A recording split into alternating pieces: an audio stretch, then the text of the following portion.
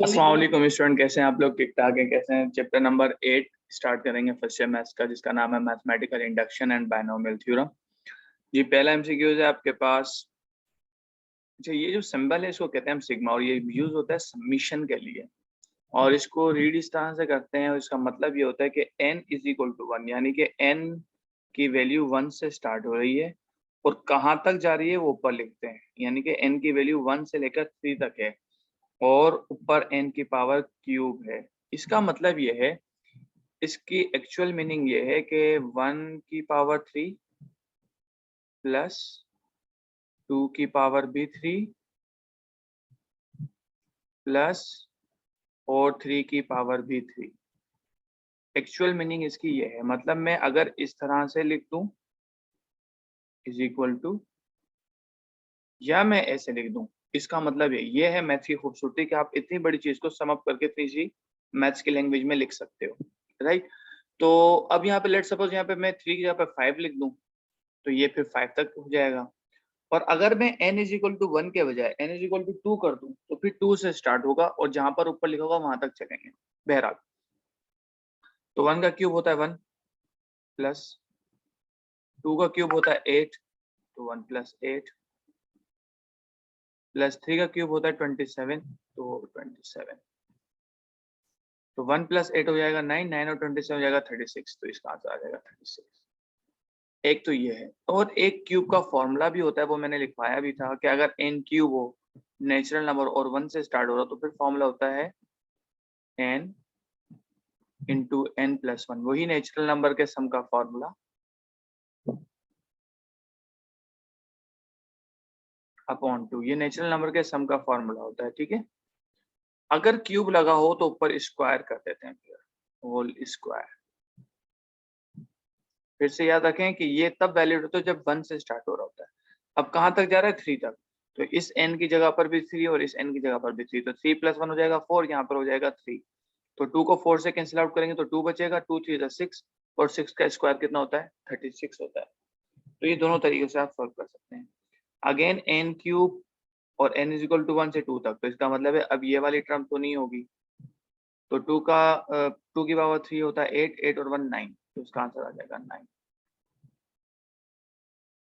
अच्छा जी, यहाँ पर फॉर ऑल ये सिंबल होता है फॉर ऑल, जिसको उल्टा ए कहते हैं हम, n बिलोंग्स टू, ये बेसिकली द नेचुरल नंबर है, कैपिटल N।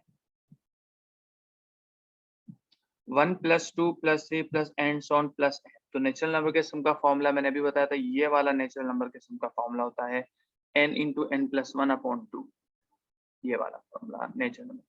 अगर इवन नंबर होगा तो फिर ये 2 हट जाएगा, अगर इवन नंबर के सम का फॉर्मूला होगा तो वो 2 हट जाएगा, सिर्फ n इंटू n प्लस 1 हो जाएगा, और ऑड नंबर में n स्क्वायर होता है, ठीक है। ये सारे फॉर्मूलाज मैंने लिखवाए हैं आप लोगों के, रिकॉल हो गया होगा आपको। चलें जी आगे बढ़ते हैं।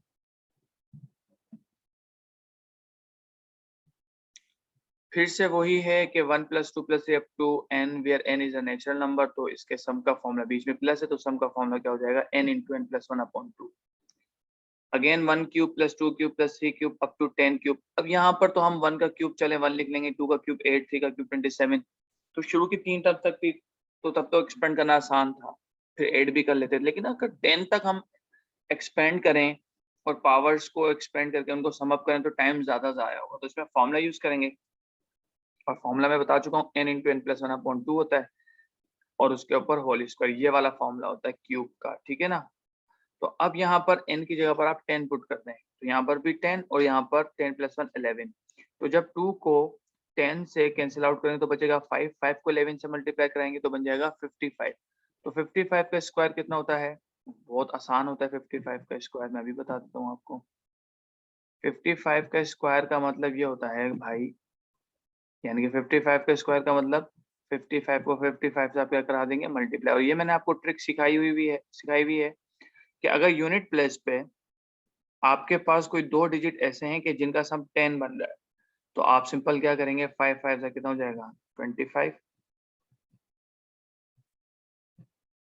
और इस 5 के अंदर आप 1 ऐड कर दें तो 1 5 कितना हो जाएगा? 6, तो 6 5 से कितना हो जाएगा? 30, तो इसका आंसर आ जाएगा 3025, वरना आपके पास कैलकुलेटर भी होगा, आप सॉल्व कर सकते हैं। 3025। तो इसके बाद है आपके पास, इसको मिटा देता हूं मैं, और अब हम बात करते हैं इसके बाद। अच्छा जी, कहाँ गया पेन, कहाँ गया?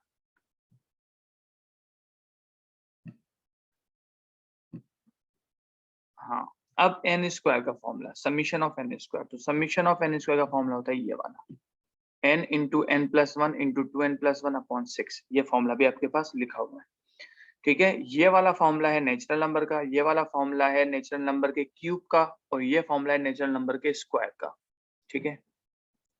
भूलना नहीं है आप लोगों ने। अगेन समीशन ऑफ n यानी कि नेचुरल नंबर का सम की बात की जा रही है, तो आपको अब तक पक्का हो चुका होगा n इंटू n+1/2।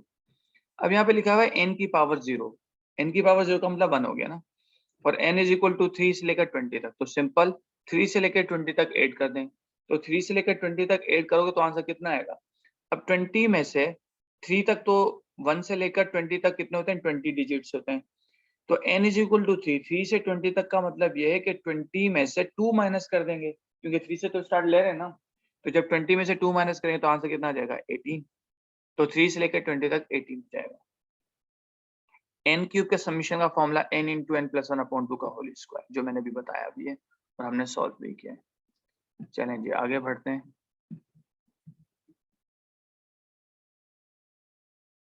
इसमें भी यही देखें, इसमें भी फॉर्मूला दिया हुआ है। तो अब ये देखें, इस फॉर्मेट से इन्होंने क्या किया, इस फॉर्मेट पे कन्वर्ट कर दिया। 1 मिनट पहले मैं ये आपको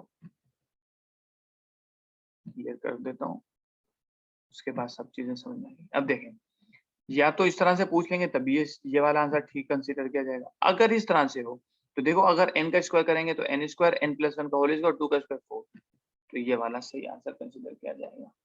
क्लियर हो रही है बात? इस फॉर्मेट पे भी ठीक है और ये वाला आंसर भी ठीक है। अच्छा जी, इसके बाद अब आप क्या करेंगे, आगे बढ़ेंगे और अगले एमसीक्यूज की जानिब चलेंगे। The nth term of the sequence 2468 is nth term, यानी कि आपको वो टर्म बतानी है जो इसकी जनरल टर्म है। तो यह रूल ऑफ फॉर्मेशन जो है, तो वो इसका आंसर है 2n। क्यों? क्योंकि n की जगह पे 1 पुट करेंगे तो 2 1 जा 2, n की जगह पे 2 पुट करेंगे तो 2 2 जा 4, n की जगह पे 3 पुट करेंगे तो 2 3 जा 6 and so on. nth term of this series 2 + 4 + 6, तो सीरीज में भी 2n ही होगा, क्योंकि nth टर्म बेसिकली पूछी जा रही है तो वो 2n ही है। इससे ही सारी टर्म जनरेट हो रही हैं। n की जगह पे 1 पुट करेंगे 2, 2 पुट करेंगे 4, 3 पुट करेंगे 6 एंड सो ऑन। सीक्वेंस और सीरीज का डिफरेंस आप सब जानते हैं। सीक्वेंस में कॉमास लगे होते हैं और उनको सम अप करने का नाम सीरीज होता है। सीरीज में प्लस और माइनस की साइन होती है। आप तमाम बच्चे ही जानते हैं। अब बायनोमियल थ्योरम से रिलेटेड एमसीक्यूज हैं। ये वाले भी मैंने कुछ इंपॉर्टेंट फॉर्मूलाज लिखवाए थे आपको एक्सरसाइज 8.1 के बाद, कि modulus of x less than 1 then 1 + 2x + 3x square + 4x cube plus and so on is equal to, तो ये बराबर होता है 1 - x की पावर -2। ठीक है जी। अगर ऑल्टरनेटिव साइन होती 1 - 2x + 3x square - 4x cube and so on, तो फिर इसका आंसर हो जाना था 1 + x की पावर -2। ठीक है, अगर ऑल्टरनेटिव साइन होती। अगर क्या कहते हैं आपके पास ऑल पॉजिटिव साइन है तो फिर ये वाले यहाँ भी माइनस और ऊपर भी माइनस। ये सब बातें मैंने आपको क्लियर भी की हुई हैं, समझाई हुई हैं, ये जस्ट रिकॉल हो रही हैं आपकी। द मिडल टर्म, ये वाले एमसीक्यू बहुत किए हैं हमने। The middle term in the expansion of a + b whole power 14, power even है तो इसकी मिडल टर्म एक ही आती है, आप सब जानते हैं। तो कैसे निकालते हैं? 14 के अंदर 2 ऐड कर दो, कितना हो जाएगा? 16, और 16 को 2 से डिवाइड करा दो तो आंसर कितना आएगा? 8। तो इसकी मिडल टर्म हो जाएगी 8th term.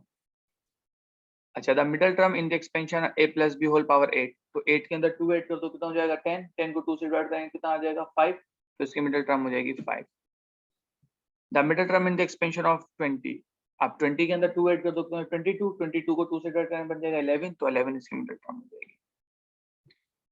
The middle term in the expansion of a + b whole power 16, 16 के अंदर 2 ऐड कर दो, कितना हो जाएगा? 18, 18 को 2 से डिवाइड करा देंगे तो कितना बन जाएगा? 9। याद रहे ये ट्रिक सिर्फ उस लिए तब वैलिड है जब होल पावर इवन होती है। अगर पावर ओड होगी तो 2 मिडल टर्म आएंगी, आपको मालूम है। तो वो कैसे मालूम करते हैं? फिर n + 1/2 टर्म और n+3/2 टर्म, इस तरह से। इवन ज्यादातर इवन में पूछते हैं, तो होल पावर अगर इवन हो तो उस सूरत में फिर आप 2 से 2 ऐड करेंगे, 2 से ही डिवाइड कराएंगे तो आपको मिडिल टर्म मिल जाती है। अच्छा जी, इसके बाद लिखा हुआ है आपके पास the middle term in the expansion whole power 10 है, तो 10 में 2 ऐड कर दो 12, 12 को 2 से डिवाइड करेंगे तो 6, तो 6 टर्म इसका आंसर हो जाएगा। अच्छा जी, if the binomial expansion a plus b whole power n, the coefficient of the terms equidistant from the beginning and the ending are always equal। आपने देखा है, मैंने आपको जब ये बायनोमियल थ्योरम और पास्कल ट्रायंगल समझाया था तो मैंने आपको बताया था कि स्टार्टिंग और एंडिंग से जो कोफिशिएंट्स होते हैं वो सेम होते हैं। जैसे मिसाल के तौर पर लिखा हुआ है a² + 2ab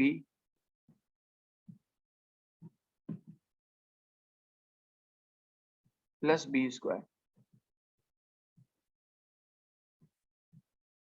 तो इसका कोफिशिएंट 1, इसका कोफिशिएंट 1, इसका कोफिशिएंट 2, तो 1 2 1, या यहाँ से पढ़ लें 1 2 1, सेम ही रहेगा। इस तरह अगर आप a + b होल क्यूब का फॉर्मूला एक्सपेंड करें तो हो जाएगा a³ + 3a² b + 3ab² + b³, तो 1 3 3 1 1 3 3 1। आप सीधा देखेंगे उल्टा देखें, कोफिशिएंट्स इक्वल होते हैं हमेशा। चलें जी आगे बढ़ते हैं।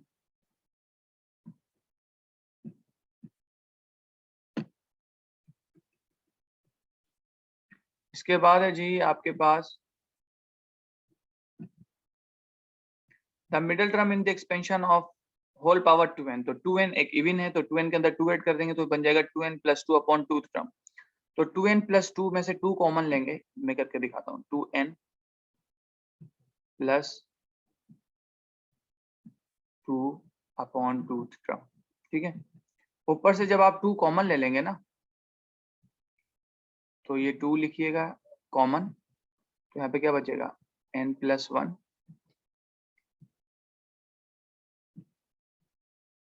अपॉन 2 टर्म,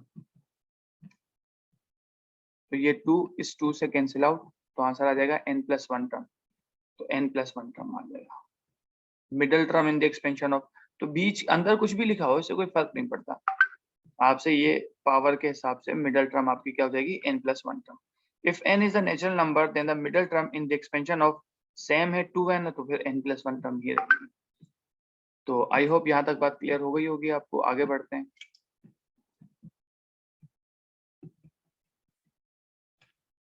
अच्छा जी, इसके बाद लिखा हुआ है आपके पास total number of term in the expansion. तो टोटल नंबर ऑफ टर्म कैसे निकालते हैं, जो होल पावर होती है उसके अंदर 1 ऐड कर देते हैं, उसके अंदर क्या करते हैं 1 ऐड कर देते हैं। यहाँ पे लिखा हुआ है n + 1, तो इसमें जब 1 ऐड करेंगे तो कितना हो जाएगा n + 2, ये आंसर हो जाएगा। The total number of term in the binomial expansion n है, तो इसका आंसर कितना हो जाएगा n + 1, 1 ऐड कर देंगे। The number of term of the in the binomial expansion a + b whole power n, तो आंसर कितना हो जाएगा n + 1 terms. The number of term in the binomial expansion अगर 9 है होल पावर, तो उसकी नंबर ऑफ टर्म्स कितनी बन जाएंगी 10 बन जाएंगी, यहाँ पर 10 आंसर आ जाएगा। तो ये बहुत इजी एमसीक्यूज है, यहाँ से बहुत एमसीक्यूज आते भी हैं, आपने बहुत अच्छे से समझना है और बहुत आसान है। The number of term in the expansion of a + b whole power 10, तो नंबर ऑफ टर्म कितनी हो जाएगी 11 हो जाएगी, एक बढ़ जाएगा बस, इतना बच्चों वाला काम है ये। इसके बाद आपके पास जो एमसीक्यूज है वो है ये कि भाई आपसे कहा जा रहा है कि पहले तो इसको मैं क्लियर कर दूं। Total number of term in the binomial expansion n + 1 है, तो n + 1 में ऐड कर देंगे 1, तो हो जाएगा n + 2। Total number of term वही n है तो n + 1। Total number of terms n है तो n + 1, बच्चों वाला काम है बस। आगे बढ़ जाते हैं। अच्छा जी, NCR का फॉर्मूला पूछा है आपसे, तो NCR का फॉर्मूला होता है n factorial upon n - r का होल फैक्टोरियल या r फैक्टोरियल। प्रोडक्ट में इशू नहीं होता, r फैक्टोरियल पहले लिखें या n - r फैक्टोरियल पहले लिखें, ये NCR का फॉर्मूला होता है। The coefficient of first term in the binomial expansion of x plus a whole power 8 is 8CO. 8CO, O means 0, 8C0, ये आपका फर्स्ट टर्म का कोफिशिएंट होता है। और हमेशा याद रखें जब भी बायनोमियल एक्सपेंशन की फर्स्ट टर्म होती है उसका कोफिशिएंट 1 होता है और लास्ट टर्म का कोफिशिएंट भी 1 होता है। ये पास्कल ट्रायंगल के अंदर आपने देखा था, पहले 1 लिखा था, फिर 1 1 फिर 1 1, तो फर्स्ट और लास्ट में हमेशा 1 1 लगाता था मैं। If a plus b whole power 2n plus 4 for all n belongs to natural number, its middle term is what? तो 2n plus 4 है, तो इसके अंदर 2 ऐड करेंगे तो ये हो जाएगा 2n, 4 plus 2 कितना हो जाएगा 6 अपॉन 2। आप ऊपर से 2 कॉमन ले लीजिए, तो ऊपर बचेगा n plus 3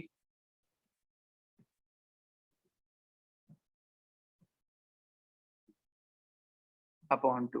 हो सकता है आपके जहन में ये आ रहा हो कैसा, ये 6 कहाँ से आ गया, तो ये 2 2 से काट दीजिएगा और आंसर आ जाएगा n plus 3 टर्म।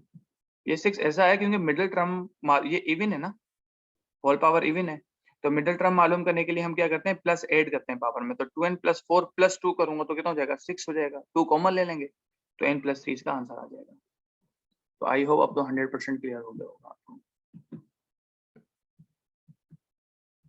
अच्छा जी, इसके बाद का एमसीक्यूज ये है कि आपको ये बताना है the term independent of x in the expansion of x plus 1 upon x whole square. अब आप सोचेंगे ये कैसे पता चलेगा, इंडिपेंडेंट ऑफ x का मतलब ऐसी टर्म जहां पर x इन्वॉल्व ना हो। तो अगर इसको मैं एक्सपेंड करता हूँ a plus b whole square के फॉर्मूले से, तो ये हो जाएगा a स्क्वायर प्लस 2 फॉर्मूले का है ए बी, तो a की वैल्यू है x, b की वैल्यू है 1 अपॉन x,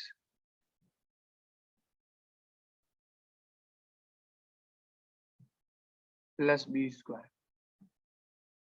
यानी कि 1 अपॉन x का स्क्वायर। तो ये x इस x से हो जाएगा कैंसिल आउट, तो सिर्फ 2 बचेगा। इंडिपेंडेंट ऑफ टर्म हो गया, इंडिपेंडेंट ऑफ x हो गई ये टर्म, तो ये कौन सी टर्म है, ये फर्स्ट टर्म है, ये सेकंड टर्म है, थर्ड टर्म, तो सेकंड टर्म, तो ये 2 इसका आंसर आ जाएगा। If n is a natural number, then r plus 1th term of 1 plus x whole power n is tr plus 1। ये आप जनरल टर्म के फॉर्मूले से यूज करते हैं, tr plus 1 is equal to ncr x a की power n minus r b की power r, तो ये वाला tr plus 1 इसका सही आंसर है। चैप्टर नंबर 9 इंशाल्लाह नेक्स्ट वीडियो में। अपना बेहद ख्याल रखिएगा। अल्लाह हाफिज, फी अमान अल्लाह।